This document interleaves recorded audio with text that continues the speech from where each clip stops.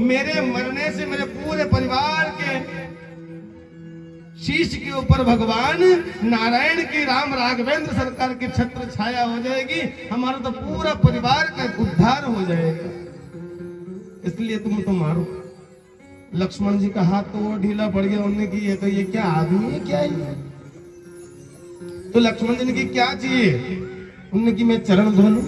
अब राम जी ने इशारा किया, सुन के वट के बेन और प्रेम लपेटे अटपटे और जद भी हंसे करुणाए चितई जान की लखन तन। केवट की अटपटी वाणी सुन करके भी हंसे, राम जी हंस गए। सुनी केवट के बेन और प्रेम लपेटे अटपटे और जद भी से करुणा करुणा निधान राम राघवेंद्र सरकार खिलखिला करके हंसने लगे। जद बिहसे करुणाएन चितई जान की लखन तन। राम जी ने जानकी और लक्ष्मण दोनों को इशारा किया। क्या इशारा किया? जानकी और लक्ष्मण दोनों को एक बात याद दिलाई, चितई जानकी, जानकी को याद दिलाया, चितई जानकी लखन तन। जानकी को एक बात याद दिलाई। कौन सी बात याद दिलाई? बोले हे जानकी, ये जो केवट खड़ा है ना सामने, हाँ, बोले तेरे बाप से भी ऊंचे नंबर का आदमी, महाराज जनक से भी ऊंचा है ये। जानकी कहने लगी, प्रभु क्यों झूठ बोलते हो? जो कड़कदी 2.5 महीना हो जाएगा तो तुम आए नहीं होगा, हैं?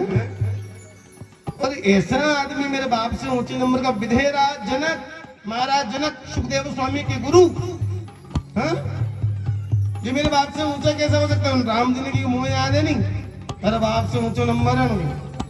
बोले कैसे? बोले जानकी ध्यान देना, जब हमने शिव भंग धनुष को भंग किया, हम जानकी जी बारात लेकर के भैया बंद कर दो। जब मुझे ऊंचा बोलना पड़ता है, ये थोड़ा सा आप भी थोड़ी सी आवाज और कम रखो। तो महाराज जानकी जी को राम राघवेंद्र सरकार कहते हैं कि जानकी जी जब हम आए कहां, बारात लेकर के, तो जब बारात लेकर गए तो बारात में वो होती है ना, क्या होती है? काकड़ के ऊपर क्या होता है? सामुनी होती है ना।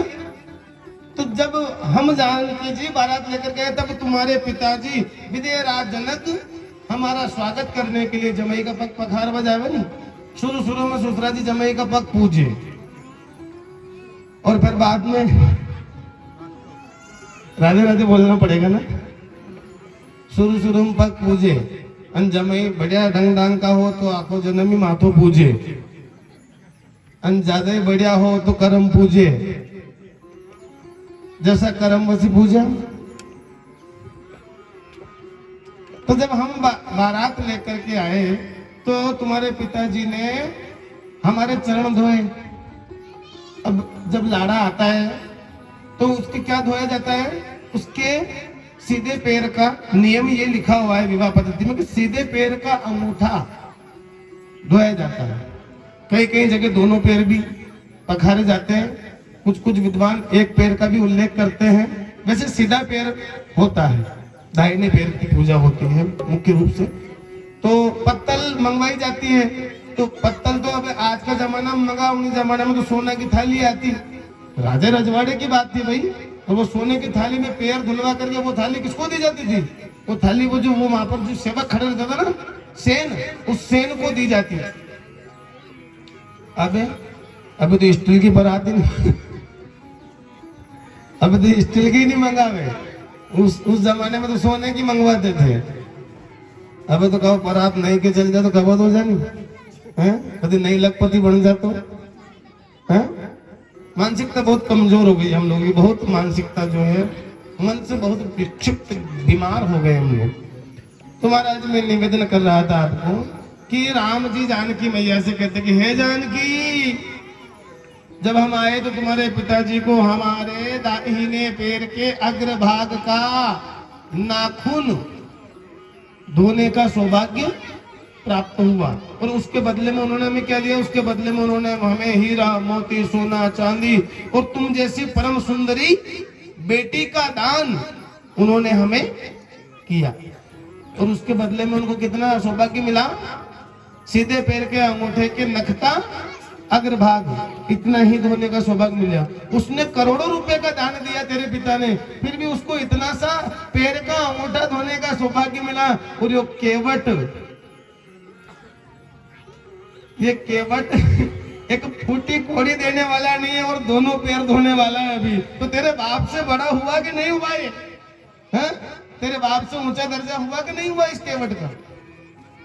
जानकी जी ने की प्रभु बात तो सही किया। अब केवट कठौती लेकर के आया जानकी, और लेकर के आकर के प्रभु श्री राम के चरणों में कठौती रख करके अपनी पत्नी को बुलाया, अपने बच्चों को बुला करके और राम जी के चरण धोए, चरण धोए।